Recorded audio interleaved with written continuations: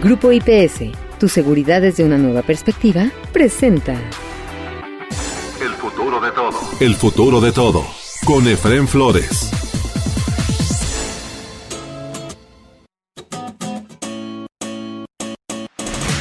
Bienvenidos a El futuro de todo, el podcast que ve hacia adelante. Porque México tiene que ver ya la nueva realidad que imprime en cada uno de nosotros este maravilloso siglo XXI. Soy Efraín Flores, dándoles la bienvenida a un capítulo más de El futuro de todo. El futuro de todo. El futuro de todo. Con Efraín Flores. Gonzalo Peón cuenta con maestría en Ciencias Sociales con la especialización en Diseño Urbano y Ciencias Sociales de la London School of Economics. También está diplomado en Políticas Ambientales y es licenciado en Relaciones Internacionales. Ha trabajado en proyectos de gobernanza, planeación e infraestructura de ciudades, de política y regulación ambiental y de cooperación internacional, así como de administración urbana por más de 10 años. A la fecha es director del programa México de ITDP o Instituto de Políticas para el Transporte y el Desarrollo, organismo internacional sin fines de lucro que promueve el transporte sustentable y equitativo a nivel global. ITDP promueve la reducción de las emisiones de efecto invernadero, la contaminación ambiental, la pobreza e impulsa el mejoramiento de la calidad de vida de los ecosistemas urbanos donde tiene presencia. El trabajo de Gonzalo en ITDP ha sido relevante para hacer realidad las innovaciones en política pública, como la Ley General de Cambio Climático para México, Visión Cero para la Juventud, Manual de Calles, Diseño Vial para Ciudades y Reforma de los Estacionamientos, entre otros temas. Bienvenido, Gonzalo, a El futuro de todo. En términos generales, Gonzalo, ¿es privativo de México o a qué se debe el crecimiento desmedido irregular de las grandes zonas metropolitanas como Guadalajara, Monterrey y megalópolis como la zona metropolitana de la Ciudad de México y también Tijuana? No es privativo de México. En la explosión de las ciudades y ese crecimiento de manera desordenada es algo que ha pasado en casi todo el mundo y obviamente en distintas épocas, ¿no? Este crecimiento de las ciudades suele acompañar al crecimiento económico, ¿no? Con la urbanización tiende a crecer también la economía, ¿no? Al migrar las personas del campo a la ciudad.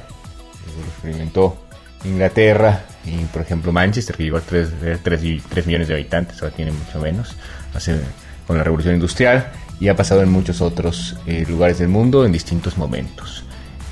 Ahora está pasando en el mundo en desarrollo. En México, ya como país de renta media, pues lleva un poquito en la delantera de algunas ciudades donde estas tendencias son ahora mucho más grandes, ¿no? Como es el caso de las ciudades africanas. Sin embargo, sí hay algunos elementos que podrían ser característicos de la explosión urbana desordenada de México. Principalmente dos. El primero tiene que ver con que algo que evitaba la explosión urbana en México tiene que ver con el que el suelo no se podía vender libremente, particularmente el suelo de propiedad ejidal o comunitaria. Entonces, el tipo de suelo, cuando estaba alrededor de las ciudades, por ser tan complicado jurídicamente, evitaba que se desarrollara. Cuando se hizo la reforma a los ejidos, ¿no? En la Constitución, y estos se pueden desincorporar y vender, lo primero que se vende y cambia es el suelo que está alrededor de las ciudades y junto a las playas, ¿no? Porque tiene esto un valor muy alto.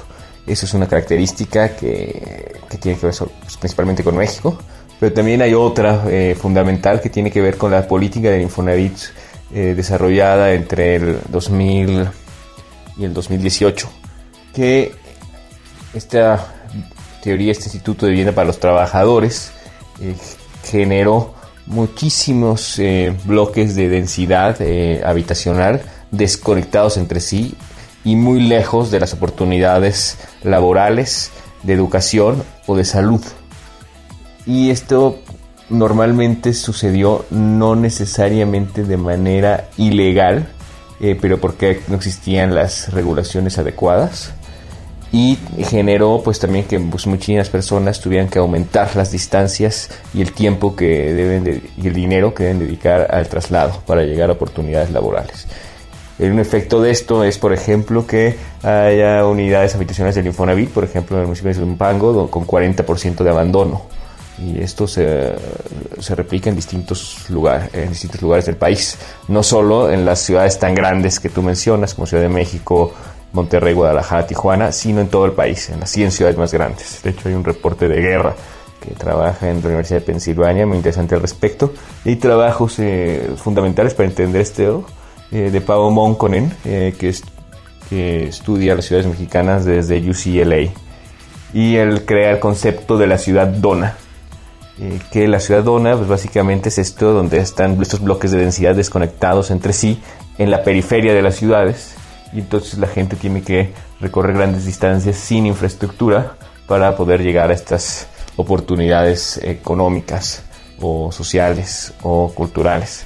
Y esto pues genera distintos problemas en las ciudades de México. El abuso de transportes, el caos de distancias entre zonas habitacionales y de trabajo, lógicamente que también afectan.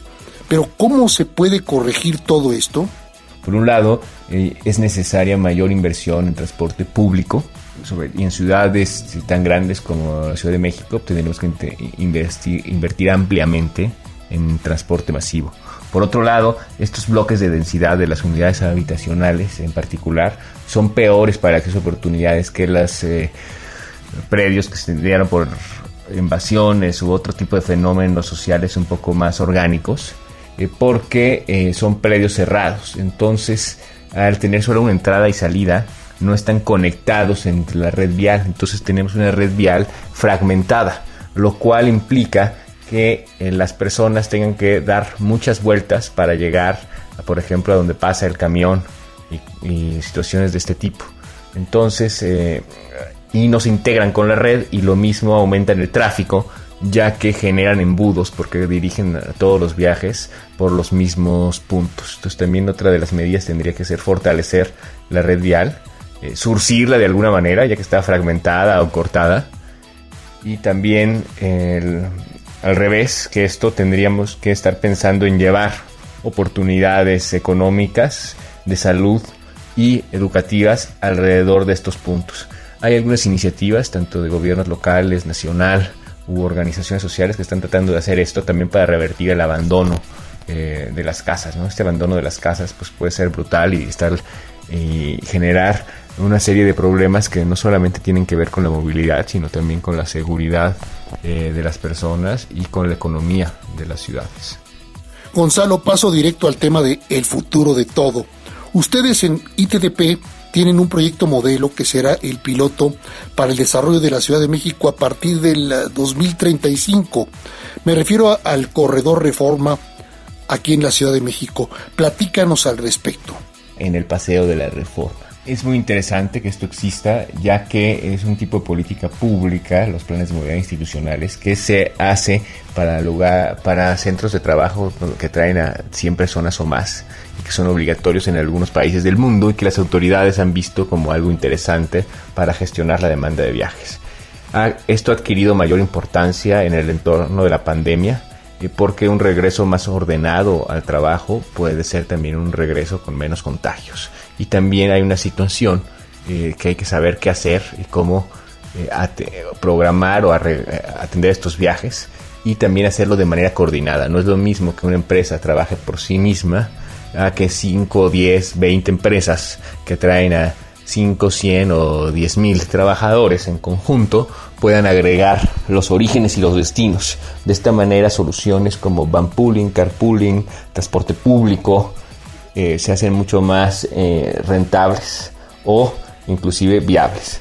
También hay una gran oportunidad porque hay muchos viajes de 5 kilómetros o menos que podrían hacerse con movilidad activa, ya sea caminando, corriendo o en bici, si las empresas pusieran soluciones que tienen que ver con facilitar estos viajes, ¿no? Como duchas en el trabajo, prestar bicicletas, o simplemente capacitar y abrirles el mundo de la bicicleta y de caminar la ciudad a algunas personas que no han estado expuestas a esto y que no son conscientes de que los tiempos de traslado pueden ser inclusive más veloces que con vehículos particulares. En este sentido, Reforma y las empresas que están ahí están teniendo un papel de liderazgo y de vanguardia en México, y que yo creo que poco a poco se irá repitiendo en distintos clústeres de trabajo alrededor del país.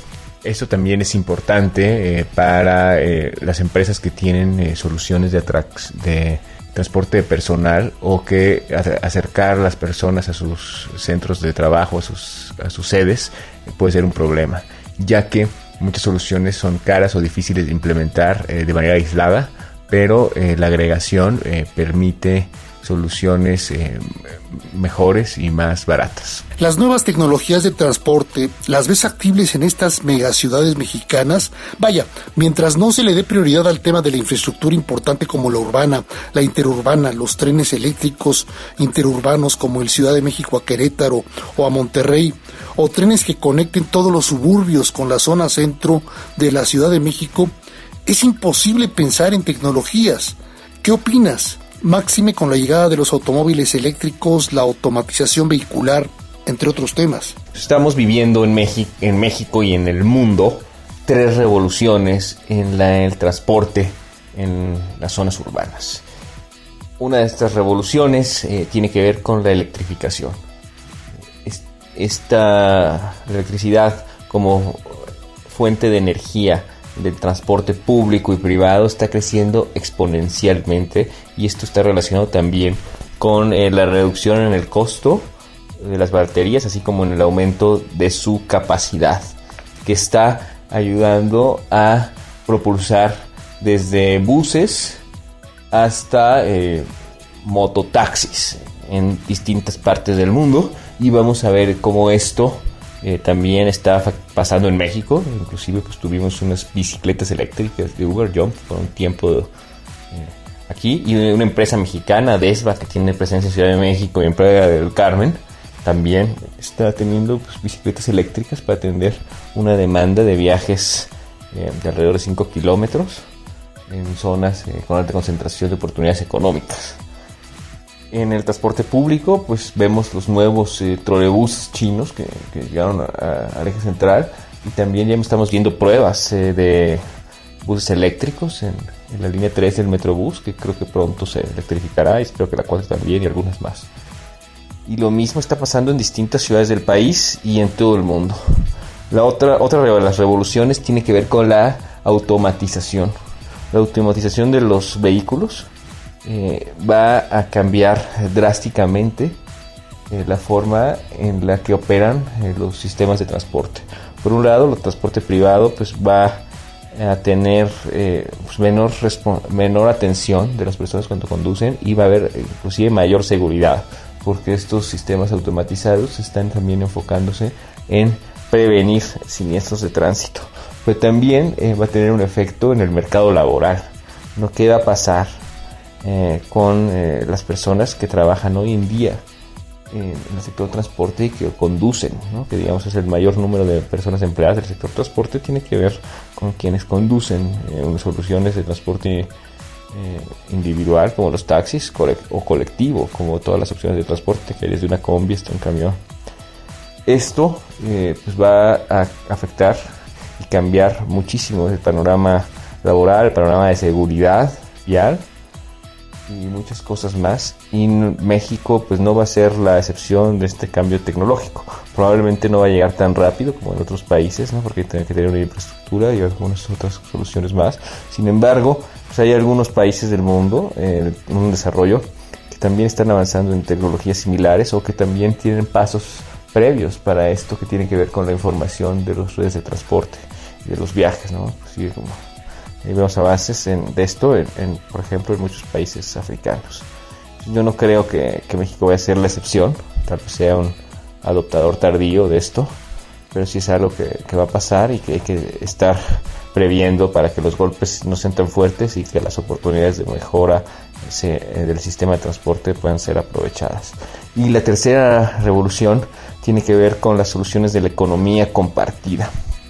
¿Qué me refiero con economía compartida? Pues esto que permite modelos de negocio como los de Uber en el sector transporte, pero que también llegaron a muchas otras situaciones, a muchos otros lugares primero, ¿no? Todas estas soluciones que tienen que ver con plataformas tecnológicas para acercar clientes a posibles servicios, ¿no? desde venta de comida hasta muchas otras cosas. Estas revoluciones de transporte en el mundo del transporte, particularmente en el transporte público o individual compartido, van a tener grandes efectos, y solamente considerando estas tres revoluciones, cómo trabajan de manera conjunta, es posible aprovecharlas para alcanzar los objetivos del Acuerdo de París de reducir emisiones para evitar el cambio climático tan más grave que el que sí estamos teniendo, y que no salgamos de la solución de los 2.5 grados. Pero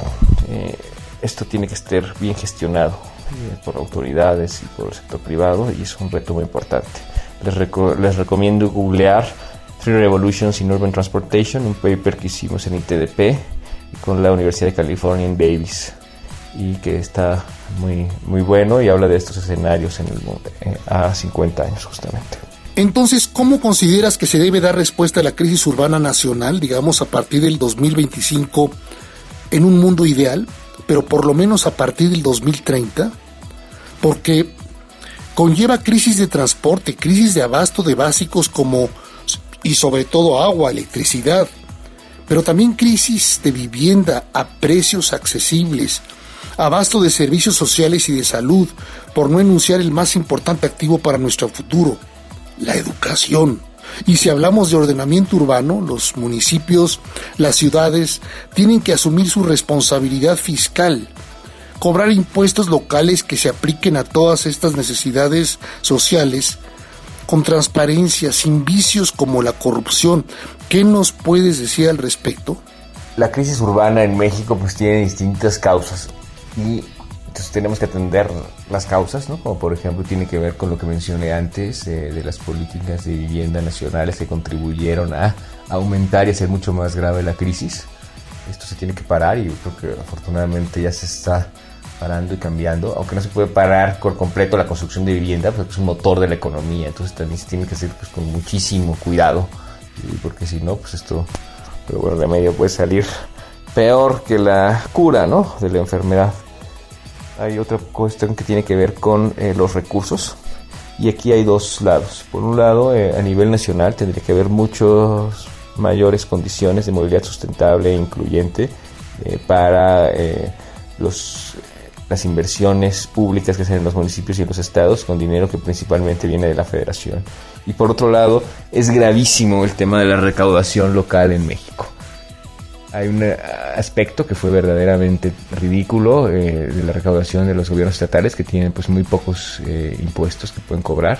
Uno de ellos es el impuesto sobre la nómina, pero es alrededor del 2 o 3%, el impuesto a la hotelería, que es como entre el 1 y el 5% en las habitaciones de hotel, y que ahora fuertemente se lo cobran Airbnb, pero es muy poquito. Y otra fuente de ingresos que tenían era la tenencia, y desafortunadamente se promovió que se quitara desde el nivel nacional en 2012, en el marco de una campaña política, y a partir de entonces ha ido bajando drásticamente la recaudación de los estados.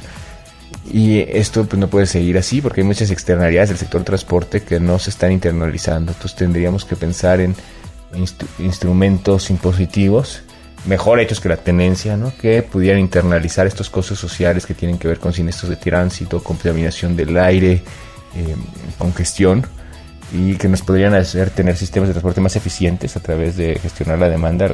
Estos impuestos se cobran de manera inteligente, pero también tener recursos para invertir en movilidad sustentable.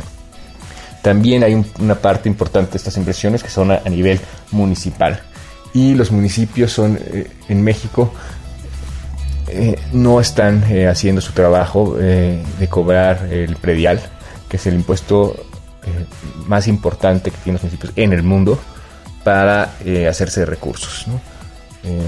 Paula Hunda, una investigadora que está en el Colegio de México, ahora creo que se fue a Estados Unidos, que es de las pocas personas que ha investigado a fondo este tema, encontró, por ejemplo, que entre 1990 y 2010 los municipios mexicanos recaudaron el 0.12% del PIB mediante el impuesto predial.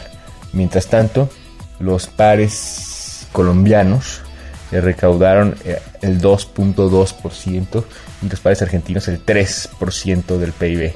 En Reino Unido, por ejemplo, se recauda más del 4% del PIB. Es una oportunidad perdida y además es un impuesto progresivo que le cobra más a quien más tiene. Y entonces pues tendríamos que hacer o promover reformas y mejoras a cómo se cobra este impuesto. Hay municipios que están haciendo su trabajo, el caso de Querétaro y Corregidora, que están a la vanguardia en esto, pero aún así hay mucho trabajo que hacer al respecto. Y esto, pues obviamente esos recursos adicionales, una parte de ellos pues tiene que invertirse en movilidad urbana sustentable. Gonzalo, ¿qué más nos puedes decir sobre el tema de movilidad, transporte urbano y el futuro para todos rumbo al periodo 2030 a 2050? Quisiera agregar que las soluciones tienen que ver tanto con desarrollo urbano como con movilidad. No podemos seguir pensando estos sistemas de manera separada, inclusive tomar en cuenta otros sistemas, ¿no? Por ejemplo, los sistemas ambientales, que tienen también mucho que ver con qué tan vivibles son las ciudades, qué tan verdes son las ciudades, qué tanto se recarga el acuífero, qué tanto podemos disponer de agua en las ciudades. Al final todo esto está conectado y creo que solamente con un entendimiento de esa naturaleza podemos hacer soluciones de largo plazo, como las que necesitan las ciudades mexicanas.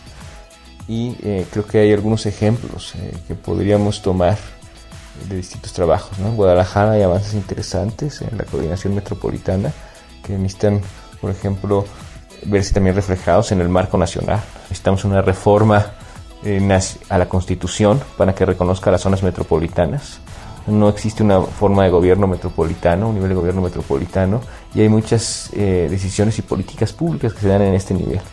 Los acuerdos metropolitanos tienen una debilidad institucional importante por esto, y muchas de estas soluciones no se pueden dar por este marco jurídico que no responde a las necesidades. Entonces creo que es algo importante que hay que tomar en cuenta. Por otro lado, el punto de la inversión, que lo he dicho muchas veces, necesitaríamos tener una inversión alrededor de 10 veces más de la que tenemos actualmente en movilidad urbana sustentable para poder combatir las externalidades del sector transporte y poder contribuir a alcanzar las metas del Acuerdo de París. Entonces también es fundamental, y hay un tema de corresponsabilidad entre estados, municipios y federación al respecto que se tiene que sobrellevar. Y el tercer mensaje que ver es que la tecnología es fundamental, pues la tecnología tiene que tener un objetivo común, un objetivo de beneficio colectivo de la sociedad, y esto entra en juego tanto el gobierno como la regulación como la iniciativa privada. Entonces necesitamos encontrar estas fórmulas que nos permiten avanzar con la inversión privada, pero con una buena regulación y una buena supervisión de esa regulación a distintas tecnologías, desde la electrificación, la automatización y las soluciones de economía compartida o de modos colectivos gestionados por plataformas. ¿Te preocupa tu seguridad o la de tu empresa? ¿Necesitas oficiales de seguridad, protección ejecutiva, monitoreo personal o vehicular? No te preocupes. Con Grupo IPS, empresa mexicana en seguridad privada, tu seguridad desde una nueva perspectiva tiene lo que necesitas. Además, son especialistas en alarmas y seguridad electrónica. GrupoIPSMexico.com. Movilidad, movilidad y más movilidad. El mapa del desarrollo humano y ambiental de los próximos 50 años así lo demanda. Más y mejor movilidad para todos los mexicanos. Visión de futuro, de largo plazo, visión mexicana al tiempo que norteamericana y global. Por supuesto que lo anterior demandará colaboración entre autoridades, empresarios, centros académicos, la sociedad civil, a través de sus ONGs nacionales e internacionales, el fomento de economías limpias, muy en particular las energías limpias y el transporte limpio. Oportunidades educativas y sanitarias que promuevan la movilidad e integración social de todos los grupos culturales, sociales, etnográficos nacionales. Eso nos lleva desde ya al rediseño de las zonas urbanas, donde nuestra urbanización entre en concordancia con distintos ecosistemas, la aplicación de modelos circulares económicos, de negocio y de trabajo, políticas para combatir el cambio climático, sistemas de vida integrales amigables con el medio ambiente y con el desarrollo humano, previsión y prioridad estratégica del abasto de agua, de energías limpias, modelos racionales de vivienda y zonas de empleo, todo respetando estrictamente los ecosistemas, insisto, y por si fuera poco, cumplir con nuestros acuerdos regionales, nacionales, globales, tanto estratégicos, de economías energéticas, de protección al medio ambiente y al cambio climático, de derechos humanos, así como otros a los que se sume nuestro país. Muchas gracias a Gonzalo Peón por su valiosa participación en este podcast de El Futuro de Todo. Si a usted le interesa conocer más sobre el trabajo de Gonzalo en ITDP México, visite el sitio www.mexico.itdp.org www.mexico.itdp.org, que es el sitio oficial del Instituto de Políticas para el Transporte y el Desarrollo en México. Eso es todo por hoy en El Futuro de Todo, en México y de cara al mundo. La realización y producción de este podcast, El Futuro de Todo, está a cargo de Mario Díaz y su equipo en redes. Un servidor, Efrén Flores, se despide de ustedes esperando contar con su presencia en el próximo de nuestros podcasts de El Futuro de Todo. Hasta entonces. Grupo IPS, tu seguridad desde una nueva perspectiva, presentó El Futuro de Todo. El Futuro de Todo. Con Efrén Flores.